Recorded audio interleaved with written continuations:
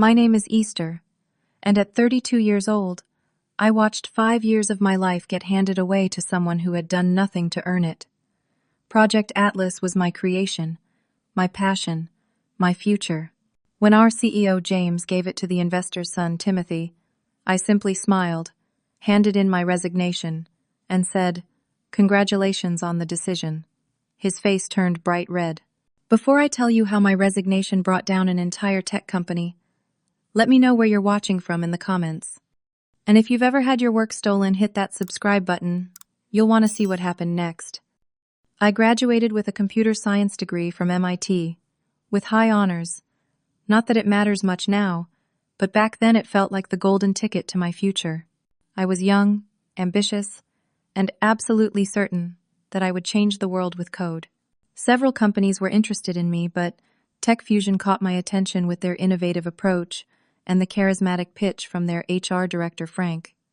He painted a picture of a company where merit mattered, where good ideas could come from anyone, and where innovation was valued above hierarchy. I was sold. "We need people like you," Easter Frank told me during our final interview. "People who think differently, who see solutions where others see problems." When I started at Tech Fusion, the company was on an upward trajectory. Not quite a unicorn yet, but investors were taking notice, and there was an electric energy in the air. James Reynolds, our CEO, was featured in tech magazines as a visionary leader who understood both the technical and business sides of the industry. I admired him immediately. My team lead Abigail took me under her wing from day one.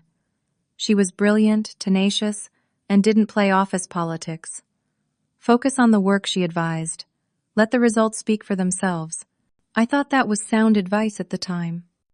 Then there was Lisa, who started just 2 months before me. We bonded over late-night coding sessions and shared frustration at legacy systems.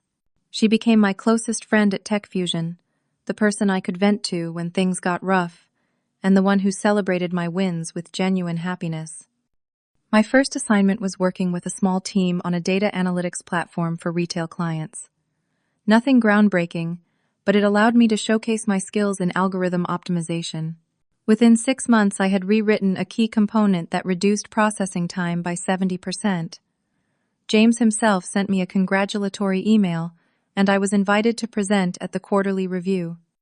It was during a brainstorming session for the next phase of that project that the seed for Project Atlas was planted. We were discussing the limitations of current predictive analytics systems, particularly how they struggled with unstructured data. What if I suggested drawing on the whiteboard instead of trying to force unstructured data into structured models? We build an adaptive framework that can evolve its own structure based on the data it encounters. The room went quiet. Abigail was looking at me with raised eyebrows. "That's ambitious," she said finally. "Some would say impossible with current technology." "Not impossible," I countered. "Just not attempted in the right way yet." I stayed late that night sketching out the basic architecture for what would eventually become Project Atlas. By morning, I had a rough prototype that demonstrated the core concept. When I showed it to Abigail, she immediately took me to James's office. James listened intently as I explained my vision, a self-learning analytics system that could process and derive insights from virtually any data source, structured or not, with minimal human intervention. A system that could revolutionize how businesses understand their operations, their customers, their world. "This could be game-changing," James said, eyes bright with excitement. "This could put Tech Fusion on the map." 2 weeks later, I was promoted to project lead for a new initiative, Project Atlas. I was given authority to build my own team, a dedicated budget, and a corner of the office that quickly became plastered with diagrams, flowcharts, and mathematical notations that only my team understood. I felt like I had arrived. This was my chance to create something meaningful, something that would advance the entire field. I belonged at Tech Fusion, and Tech Fusion was where my vision would become reality. Little did I know that this sense of purpose and belonging was setting the stage for one of the most painful lessons of my career.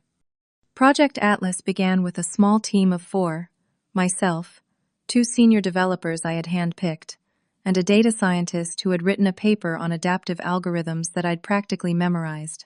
Within 3 months, we had a working proof of concept that handled a limited dataset better than any existing system. When I presented this early success to the executive team, James was ecstatic. The next day, he allocated additional resources to the project, and my team doubled in size. I was working 16-hour days fueled by excitement and the genuine belief that we were creating something revolutionary. Easter, you need to slow down. Lisa warned me over coffee one morning, noting the dark circles under my eyes. This company existed before Project Atlas, and it will exist after. Maybe, I replied, but I won't be the same person after this. This is my chance to leave a mark. The breakthrough came 6 months into the project when we solved a fundamental challenge with the learning algorithm that had been stumping us for weeks. I remember the moment. Clearly, it was just after midnight. I was alone in the office, staring at lines of code, until my eyes burned. Then suddenly the solution appeared so obvious, I laughed out loud. I implemented the change, ran the test suite, and watched as the system adapted to a completely new dataset type without any human guidance.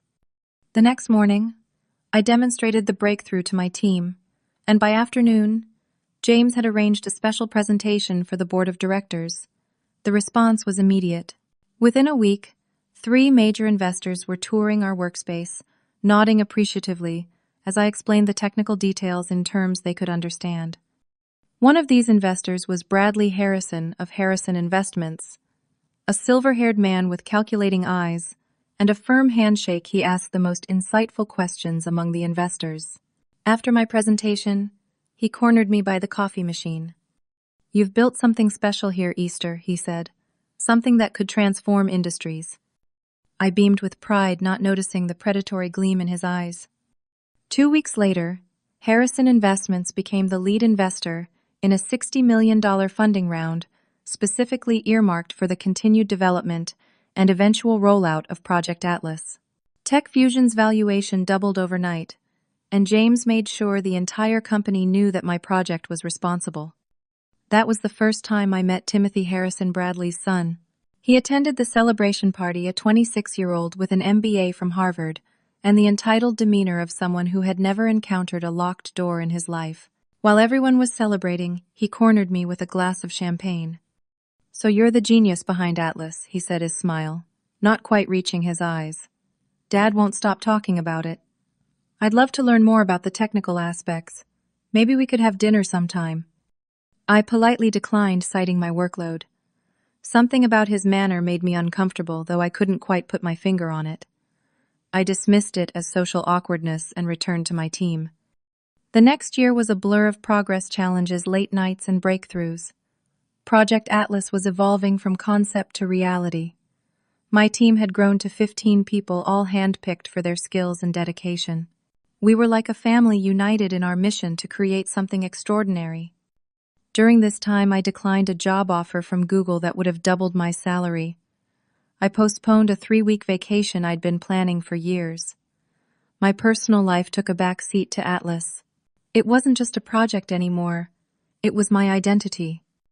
As Atlas gained prominence, I noticed a subtle shift in James's behavior. In investor meetings, he began using "we" when describing breakthroughs that my team had made. In press releases, my name appeared less frequently, while his vision was emphasized more. Lisa noticed it before I did. "He's positioning himself as the brains behind Atlas," she warned during one of our rare lunch breaks. "You need to be more vocal about your contributions." "The work speaks for itself," I replied, echoing Abigail's advice from years earlier. "And James is the CEO. Of course he's going to be the face of the company's success." "There's a difference between being the face and taking credit," Lisa countered. "Just be careful, okay?" I nodded but didn't really take her concern seriously. I was so absorbed in the work, so committed to making Atlas everything it could be, that I couldn't imagine anyone questioning my central role in its creation and development. Then came the second major investment round, this time for $100 million. Harrison Investments increased their stake, and Bradley Harrison became a regular presence at Tech Fusion. He often brought Timothy along to observe and learn about the industry. I should have seen the warning signs. Timothy began appearing in meetings where he had no clear role. James started asking him for his opinion on strategic decisions related to Atlas, despite his lack of technical background. But I was too focused on solving the next problem, achieving the next milestone, to pay much attention to office politics. That was my first mistake. By the fourth year of Project Atlas, we had transformed from an experimental project to TechFusion's flagship product. My team had grown to 25 people, including some of the brightest minds I'd ever worked with. The project was 85% complete, with a planned beta release to select clients in 6 months. The industry had taken notice. I was invited to speak at major tech conferences. TechCrunch ran a feature on Atlas calling it potentially the most significant advance in business intelligence since the introduction of big data analytics. A prestigious innovation award sat on my desk, though James had been the one to accept it at the ceremony. It was around this time that Timothy Harrison officially joined TechFusion as an executive trainee, a position that seemed to have been created specifically for him. James announced this at an all-hands meeting, emphasizing Timothy's Harvard MBA and his fresh perspective on our work.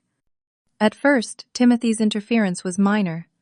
He would sit in on my team meetings asking basic questions that disrupted our flow. He would request detailed explanations of technical decisions, not to learn but to question them. Each time, I patiently educated him, believing that knowledge sharing was part of my responsibility as project lead. Then I noticed a disturbing pattern. I was being excluded from meetings with major clients interested in Atlas. When I asked James about this, he brushed it off as an oversight, or explained it away as not wanting to pull you away from the technical work. One Tuesday morning, I arrived early to find Timothy in the conference room with James and 2 potential clients. Through the glass wall, I could see him pointing at slides that contained my team's work. When I entered, there was an awkward pause. "Easter. Good morning," James said a bit too brightly. Timothy was just explaining the adaptive learning components to our friends from Goldman Sachs. I smiled tightly and took a seat, noticing how Timothy seemed annoyed at my presence. For the rest of the meeting, he continued presenting aspects of Atlas as if he had intimate knowledge of its workings, occasionally deferring to me for technical details, as if I were merely a subject matter expert rather than the project's creator. After the clients left, I confronted James in his office.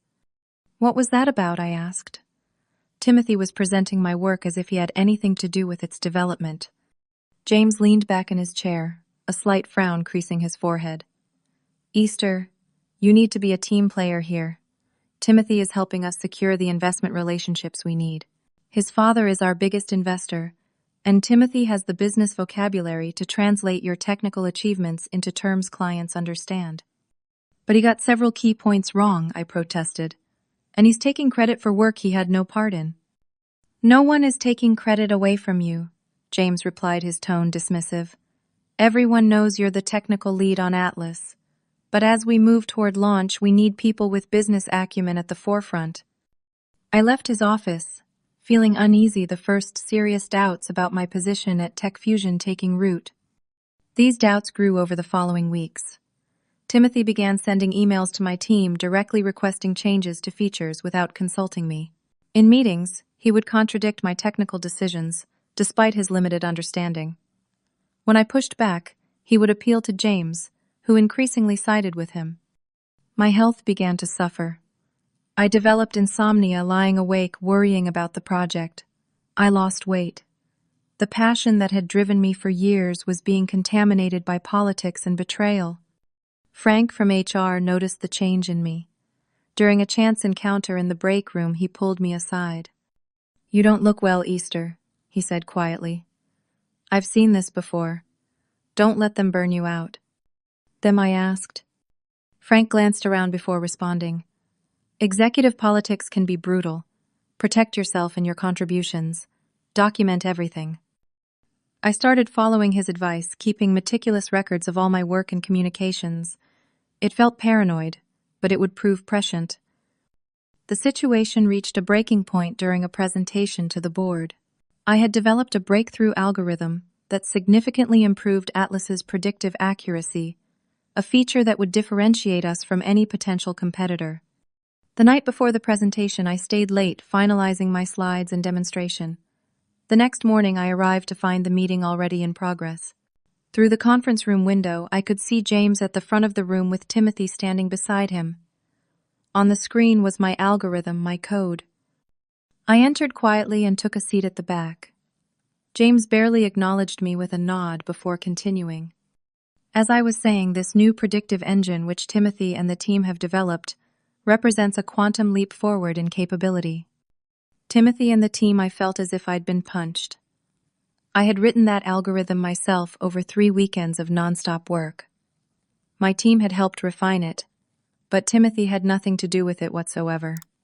I sat through the rest of the presentation in a daze, watching as Timothy fielded technical questions by repeating explanations I had given him in previous meetings, sometimes word for word. After the board members filed out, I confronted James and Timothy in the now empty conference room. "What was that?" I demanded, my voice shaking. Timothy had absolutely nothing to do with developing that algorithm. Timothy smirked. "I provided the strategic direction, Easter. The board doesn't care about who wrote which line of code. They care about the business impact." "James." I turned to my CEO. "You know this isn't right." James at least had the decency to look uncomfortable. "Easter, we're all on the same team here. Different people contribute in different ways. Timothy has been instrumental in aligning the technical development with investor expectations." I realized in that moment that I was fighting a losing battle. The project I had poured my soul into for years was being gradually taken from me, and the company I had trusted was allowing it to happen. Still, I wasn't ready to give up. Atlas was too important, too personal. I decided to keep my head down, document everything, and push through to the launch. Once Atlas was in the world, successful and changing industries, as I had envisioned, the truth would be undeniable. That was my second mistake. As Project Atlas approached completion in its 5th year, my position at Tech Fusion had become increasingly isolated. Where once I had been the celebrated innovator, I was now often the last to learn about meetings involving my own project. My team still respected me, but I could sense their confusion and concern about the shifting power dynamics.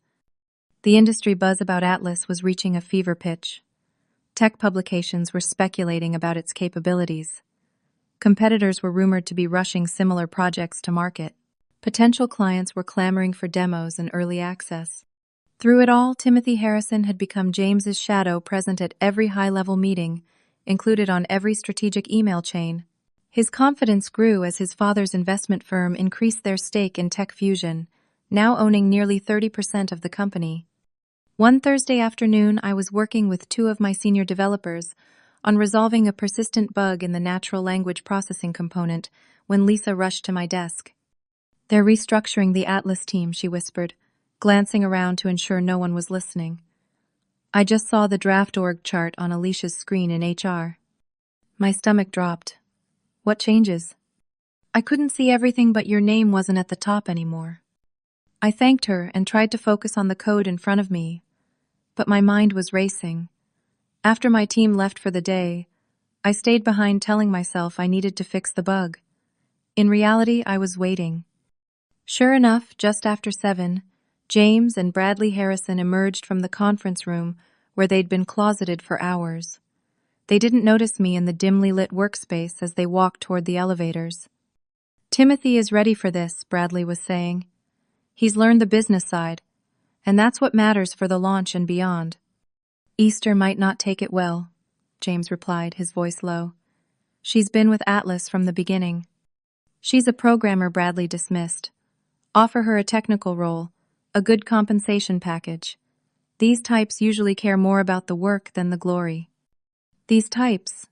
The casual dismissal of my role, my vision, my years of sacrifice, hit me like a physical blow. I sat motionless until long after they had gone, the half-finished code on my screen, blurring through unshed tears. The next morning, I received a calendar invitation for a meeting titled Project Atlas Leadership Restructuring. It was scheduled for Monday morning. The attendees included James Timothy Bradley and the entire Atlas team. I spent the weekend in a state of numbness, alternating between disbelief and rage. I reviewed my career at Tech Fusion the missed holidays. The declined job offers the relationships that had withered from neglect while I focused on Atlas. All for what? To have my creation handed to someone else at the finish line. By Sunday night, I had made my decision. I drafted my resignation letter careful to keep it professional and concise. I backed up all documentation of my contributions to a personal drive, including emails, code commits, and design documents. Not to steal anything proprietary, but to protect my intellectual legacy. Monday morning arrived with a sense of surreal clarity. I dressed carefully in my most professional outfit, a navy blue suit that I reserved for important presentations. I placed my resignation letter in a crisp envelope and tucked it into my bag. The conference room was packed when I arrived. My team sat together on one side, with Timothy, James, and Bradley at the front. There were several board members present as well. I took a seat near the door, noting the tension in the air. James stood and cleared his throat. Thank you all for coming. As you know, Project Atlas has been our company's most significant undertaking, and we're now approaching the launch phase.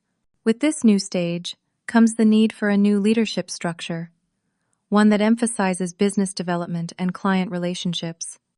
He clicked to a slide showing the new org chart. There it was in black and white, Timothy Harrison, Executive Director of Project Atlas. My name appeared lower under a box labeled Technical Implementation. I'm pleased to announce that Timothy will be taking over as Executive Director of Atlas effective immediately, James continued. Timothy brings a fresh perspective and the business acumen needed to take Atlas from a technical achievement to a market success. Easter will continue to lead the technical aspects of the project, reporting to Timothy. I looked around the room. My team appeared shocked, some angry, others carefully blank. Abigail, who had returned to the company as a senior architect, met my eyes with a look of disgusted recognition. She had seen this playbook before. James turned to me with a practiced smile. Easter, would you like to say a few words about this exciting new chapter for Atlas? The room fell silent, all eyes on me. In that moment, I felt a strange calm descend. 5 years of work, of passion, of believing in something bigger than myself, crystallized into perfect clarity. This company had never valued me or my vision. They had only valued what they could extract from me. I stood slowly, smoothing my jacket. Actually, James, I have something here that might be relevant to this discussion. I removed the envelope from my bag and walked to the front of the room, standing beside James and Timothy. I handed the envelope to James. What's this? He asked, already opening it. My resignation effective immediately, I replied, my voice steady and clear enough to carry to every corner of the silent room. James's face froze, then flushed. This is unexpected. Perhaps we should discuss this privately after the meeting. There's nothing to discuss, I said. I've made my decision. I turned to face the room, looking directly at my team. It's been an honor to work with all of you. The brilliance and dedication you've brought to Atlas is something I'll always be proud of. Then I turned back to James and Timothy. Congratulations on the decision, I said with a small smile. I hope it works out the way you expect. James's face turned bright red, a vein pulsing visibly at his temple. Timothy looked uncertain, glancing at his father as if seeking direction. Without waiting for a response, I walked out of the room, head high, leaving behind the shocked silence and the project that had been my life for 5 years. As I waited for the elevator, Abigail came running down the hall. Easter, wait. I can't stay, Abigail. Not after this. I know, she said. I'm not asking you to. I just wanted to say, I'm behind you 100%, and you're not going to be the only one leaving today. The elevator doors opened, and I stepped inside, feeling both lighter and emptier than I had in years. As the doors closed on Tech Fusion, I didn't know yet that my resignation would be the first domino in a chain reaction that would ultimately bring down the entire company. The first 24 hours after leaving Tech Fusion passed in a blur. I went home, turned off my phone, and slept for 14 straight hours, my body finally releasing years of accumulated stress.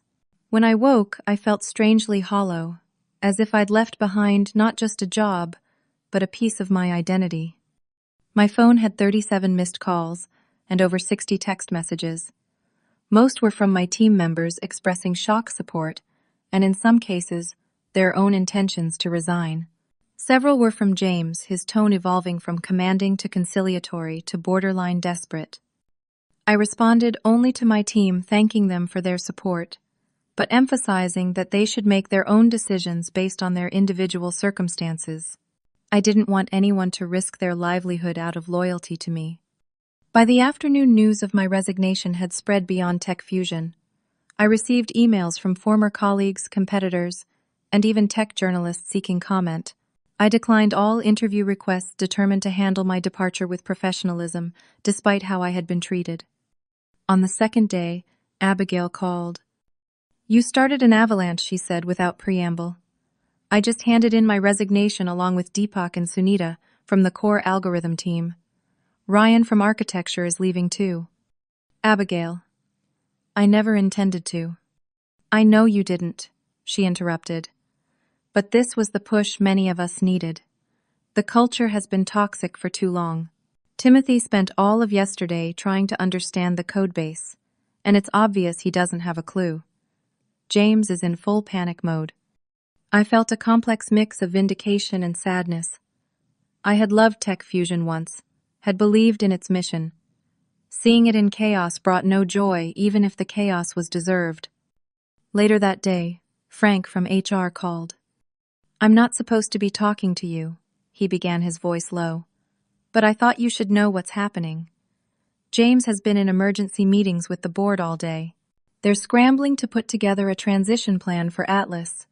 They've offered huge retention bonuses to the remaining team members." "Are people taking them?" I asked. "Some are. Others see the writing on the wall. Easter, what you built was incredible, but the architecture is complex. Without you and the other senior people who understood the vision from the beginning, well, they're facing a steep learning curve." On day 3, Lisa visited my apartment bringing wine and takeout. She was one of the few who had decided to stay, at least temporarily. "They're completely lost," she said, settling onto my couch. "Timothy held a team meeting this morning, trying to rally everyone. He kept referring to the self-optimizing algorithmic framework as the AI learning thingy.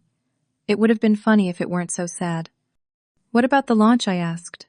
"It's scheduled for next quarter." Lisa shook her head. "No way they'll make that deadline now. The knowledge gap is too big and morale is in the toilet." She took a sip of wine. "There's a pool going on. How long until Timothy quits? My money's on 3 weeks. What about you? Are you staying?" "For now. Someone needs to witness the implosion up close." She smiled, but it didn't reach her eyes. "Plus, I'm documenting everything. Someday, this will make a great case study in how not to manage innovation." By the end of the week, 8 key members of the Atlas team had resigned, including 3 who had been there from the beginning. The tech press had picked up the story with headlines speculating about trouble at Tech Fusion and mass exodus from flagship project. I turned down 3 job offers that first week, needing time to process what had happened and decide on my next steps. The sense of betrayal was still raw, but beneath it I was beginning to reconnect with the passion for problem-solving that had driven me before Atlas consumed my life.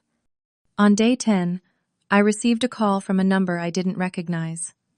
"Easter, this is Bradley Harrison." My hand tightened around the phone. "Mr. Harrison, this is unexpected. I'll get straight to the point. The situation at Tech Fusion has become problematic. We're prepared to offer you a substantial consulting contract to help transition Atlas to launch. Name your price." I laughed. I couldn't help it. "Mr. Harrison, no amount of money would bring me back to work under Timothy." "Timothy is no longer with the project," he said stiffly. "We've recognized that his skills lie elsewhere." "So does my future," I replied. "Good luck with Atlas. You're going to need it." I spent the next 2 weeks hiking in national parks, disconnected from technology and the industry gossip. When I returned refreshed, and with a clearer perspective, I found 5 more job offers waiting, including one from Quantum Dynamics Tech Fusion's most innovative competitor. After careful consideration, I accepted Quantum's offer.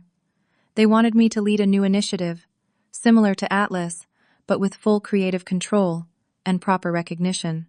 The salary was 50% higher than what I'd made at Tech Fusion, with significant equity upside. My first day at Quantum coincided with a press release from Tech Fusion announcing the strategic repositioning of Project Atlas and a revised launch timeline pushing the date back 6 months. Reading between the lines, it was clear they were struggling to salvage what remained after the exodus of key personnel. 2 weeks later, Timothy Harrison appeared in the Wall Street Journal, announcing his departure from Tech Fusion to pursue other opportunities. The article mentioned in passing that Harrison Investments had reduced their stake in the company. I settled into my new role at Quantum, building a team that included several former Atlas colleagues who had also left Tech Fusion. We began work on a new adaptive analytics platform, one that benefited from the lessons learned during Atlas, but pushed the boundaries even further. Meanwhile, the news from Tech Fusion grew increasingly concerning. They missed their revised launch date. Industry rumors spread about fundamental flaws in the Atlas implementation. Their stock price began a gradual decline that would accelerate in the coming months.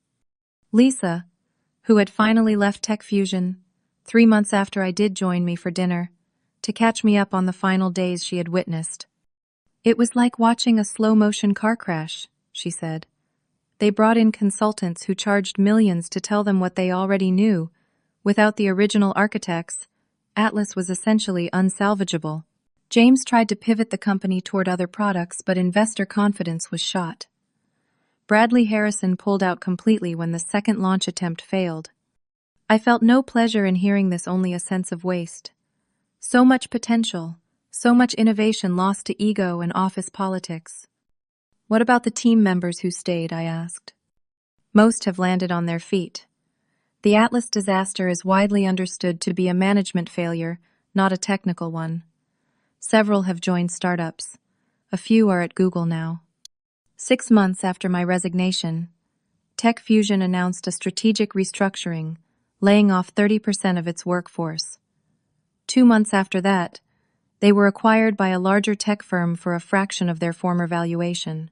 The acquiring company immediately shelved Project Atlas, harvesting pieces of the technology for their own products, but abandoning the revolutionary vision we had been on the verge of realizing. James Reynolds quietly left the tech industry altogether.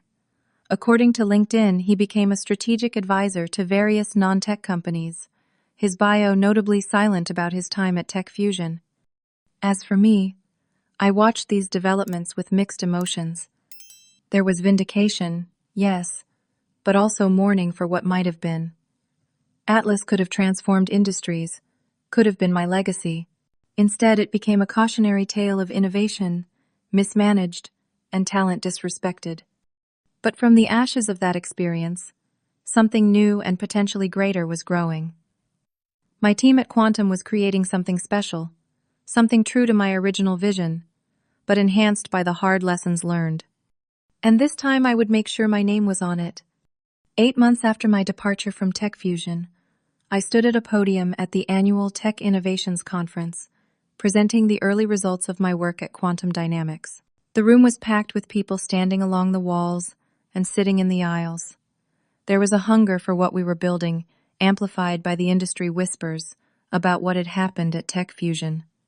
What we're developing at Quantum isn't just an iteration on existing analytics systems, I explained to the rapt audience. It's a fundamental rethinking of how machines can learn from unstructured data and generate actionable insights without human preprocessing. From the back of the room, a hand went up. "How does this compare to Tech Fusion's Project Atlas? Weren't you working on something similar there?" A hush fell over the crowd. Everyone knew the story, or thought they did, but no one expected it to be addressed so directly. I paused, choosing my words carefully. Project Atlas was an ambitious vision that unfortunately faced challenges in implementation. The system we're building at Quantum benefits from those lessons while pushing in new directions. What I didn't say was that just that morning Tech Fusion had announced another delay in Atlas's launch, the third since my departure. Their stock had dropped 15% on the news. After my presentation, I was approached by a tech journalist who had been covering Tech Fusion's decline. "Care to comment on the news about Atlas?" she asked. "Sources tell me they've discovered fundamental flaws in the core algorithms." "I wish them well," I replied diplomatically. "Innovation is never easy." "That's generous considering how they treated you," she pressed. "Word is that Timothy Harrison's disastrous presentation at TechCon last month exposed how little he understood about the project he was supposedly leading." I had heard about that presentation from former colleagues who had attended. Timothy had fumbled basic technical questions, deferring repeatedly to engineers who themselves were relatively new to the project. One attendee described it as watching someone try to explain quantum physics after skimming a Wikipedia article. "Every company faces challenges," I said, still refusing to gloat publicly. "I'm focused on what we're building at Quantum now." But privately, I monitored Tech Fusion's accelerating decline with complex emotions. Lisa had maintained relationships with several people still at the company, and she kept me updated on the internal chaos. They brought in a team of high-priced consultants to salvage Atlas, she told me during our weekly lunch. The consultants spent 2 months reviewing the codebase before telling them what everyone already knew without the original team. "Especially you, the project couldn't be completed as envisioned." The technical problems stemmed from the unique architecture I had designed. Atlas wasn't built like conventional systems, with clearly separated components that could be developed independently. It was an integrated ecosystem, where each part learned from and adapted to others. Without understanding this fundamental philosophy, the new team had treated it like a traditional platform, leading to cascading failures when they modified one component without considering the ripple effects. Tech Fusion's attempts to pivot away from Atlas only highlighted how much the company had come to depend on the promised revolution. Other products had been neglected during Atlas's development, leaving little to fall back on. 3 months later, Bradley Harrison publicly pulled his investment firm's remaining stake in Tech Fusion. In a CNBC interview, he carefully avoided taking responsibility for the disaster his son had helped create. "We've determined that Tech Fusion's current direction no longer aligns with our investment thesis," he said smoothly. "We wish them well as they refocus their business." Other investors followed Harrison's lead, triggering a crisis of confidence. Tech Fusion's stock, which had been declining steadily, now plummeted. An emergency board meeting resulted in James being removed as CEO, replaced by a turnaround specialist known for preparing troubled companies for acquisition. Meanwhile, at Quantum, our new platform was advancing rapidly. We had secured 3 major clients for our beta program, including one who had previously been committed to Atlas. My team, which included key members from the original Atlas project, worked with an enthusiasm and purpose that reminded me of the early days at Tech Fusion, before politics and betrayal had poisoned the well. The Wall Street Journal is calling it the Tech Fusion meltdown, Abigail told me, showing me the article on her tablet. The piece detailed the company's collapse, tracing it directly to the exodus of talent following my resignation. It included anonymous quotes from insiders describing the fatal decision to replace me with Timothy. "How does it feel to be vindicated so publicly?" Abigail asked.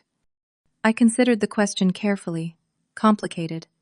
I'm proud of what we're building here, and yes, there's a certain satisfaction in being proven right. But I spent 5 years at Tech Fusion. I believed in what we were creating. Seeing all that potential wasted doesn't feel like a victory. The final blow came 11 months after my departure.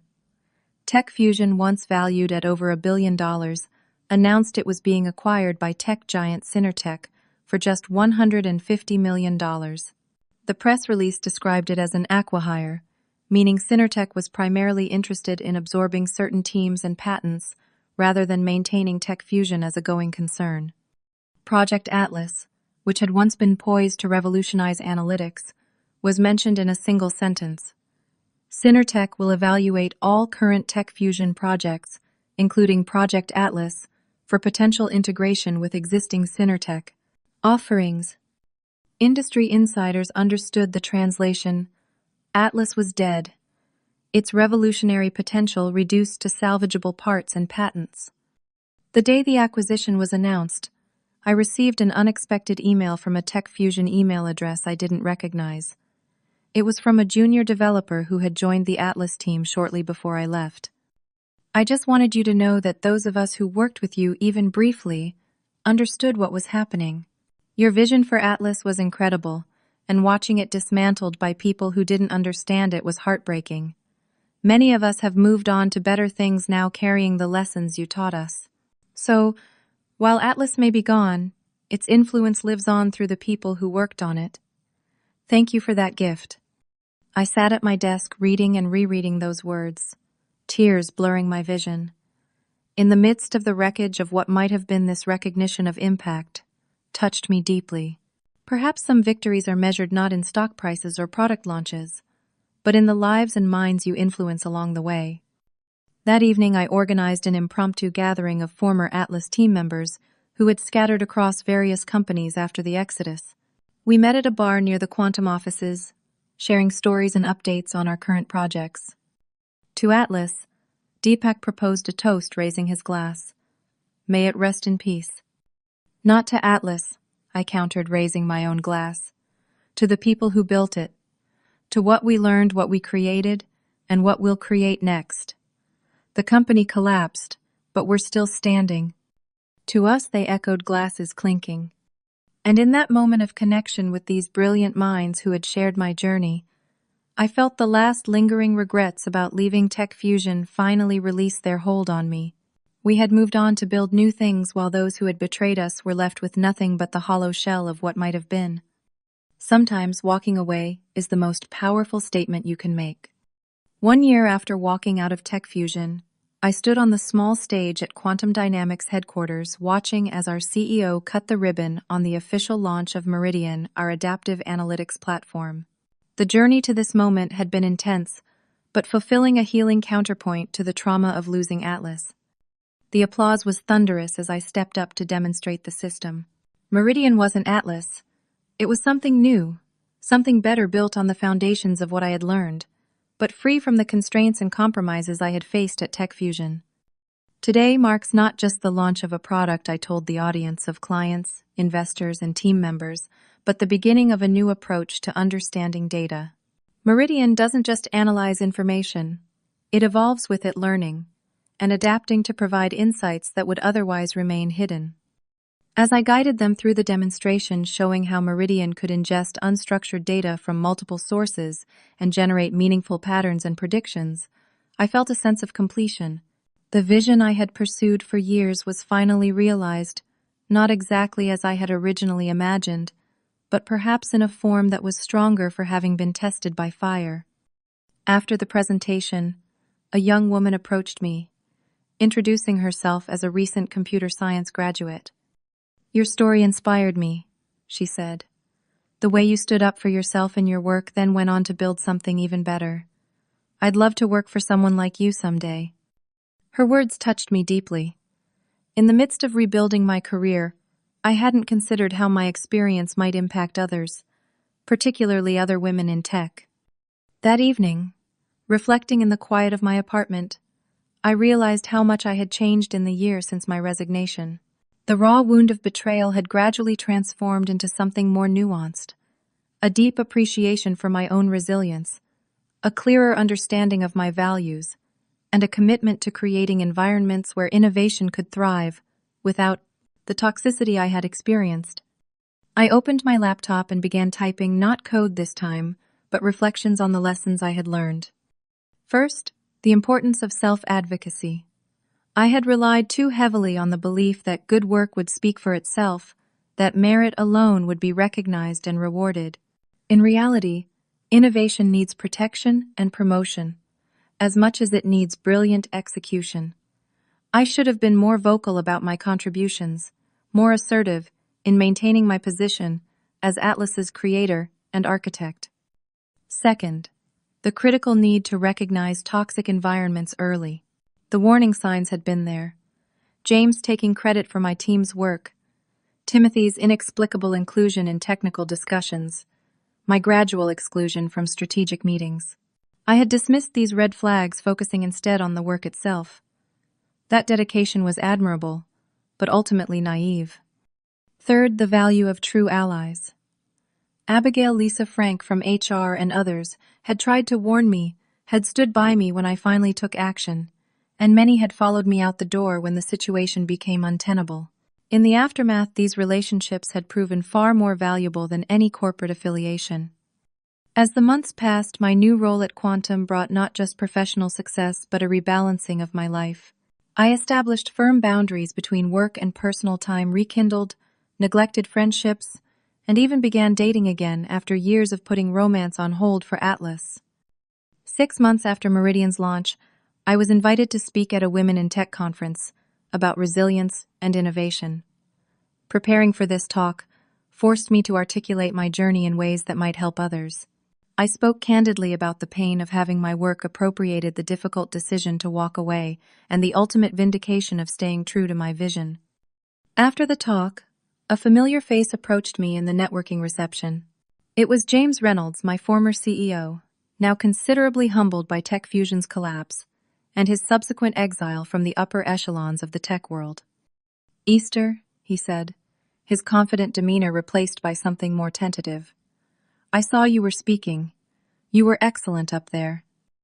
"Thank you, James," I replied, surprised by my own composure. "How have you been?" "Surviving," he said with a wan smile. "Doing some consulting work. Nothing like before." He paused, seeming to struggle with his next words. "I made a mistake with you with Atlas. I let investor pressure and politics override my better judgment. By the time I realized what we were losing when you left, it was too late." I studied his face, searching for the manipulation I had become so familiar with. Instead, I saw only genuine regret, the painful awareness of someone who had lost everything and finally understood why. "We all made mistakes," I said, finally. "I should have stood up for myself sooner. I should have recognized what was happening." "No," he shook his head. "The responsibility was mine. I was the CEO. I set the culture that allowed that situation to develop." He handed me a business card. "I don't expect anything, but if you ever want to talk, I'd appreciate the chance to learn from your perspective." As he walked away, I felt an unexpected sense of closure. Not forgiveness exactly, but a release. His acknowledgement of the wrong done to me wasn't necessary for my healing, but it did help me finally put the bitterness behind me. In the following months, I began a new initiative at Quantum, mentoring young women in tech, particularly those interested in AI and machine learning. I shared not just technical knowledge but strategies for navigating the often challenging dynamics of the industry, for protecting intellectual contributions, without becoming territorial, for building support networks that could sustain them through difficult times. Meanwhile, Meridian was exceeding all expectations in the market. The system that had risen from the ashes of Atlas was proving even more revolutionary than its predecessor might have been. Several former Atlas team members had joined me at Quantum, and together we were pushing boundaries that would have been impossible to reach within TechFusion's constraining environment. Ironically, Atlas itself had a kind of afterlife. Although Synertech had shelved the project as a whole, certain components of the system began appearing in their products. Industry analysts who understood the technology recognized my fingerprints on these innovations, further cementing my reputation as the true architect behind what might have been TechFusion's game changer. One evening, after a particularly satisfying day of breakthroughs with my team, I sat on my balcony watching the sunset. I thought about the version of Easter who had walked into TechFusion years ago, brilliant but naive, passionate but vulnerable to exploitation. I thought about the version who had walked out wounded but wiser, her confidence shaken, but her integrity intact. And I thought about who I was now, stronger, more balanced, still innovating, but with clearer boundaries and higher standards for how I would be treated and valued. The company had collapsed when I quit, yes, but from that collapse had emerged something stronger, both professionally in the form of Meridian and personally in my growth and healing. Some would call it karma, others a cautionary tale of corporate mismanagement, For me, it was simply the natural consequence of undervaluing what matters most, the people whose minds and hearts drive innovation forward. As I watched the last light fade from the sky, I felt profound gratitude for the journey, difficult as it had been. The worst betrayal of my professional life had ultimately led to my greatest triumph, not just in creating successful technology, but in creating a version of myself who would never again be silenced or sidelined. That is the most important code I've ever written, the algorithm for my own resilience, for standing up and moving forward when everything falls apart. Have you ever had your work or ideas taken without credit? How did you handle it? Let me know in the comments below. And if this story resonated with you, please hit that subscribe button and share it with someone who might need to hear it. Remember, sometimes walking away from toxicity is the first step toward building something better. Thank you for listening to my journey, and I hope it helps you navigate your own path with strength and integrity.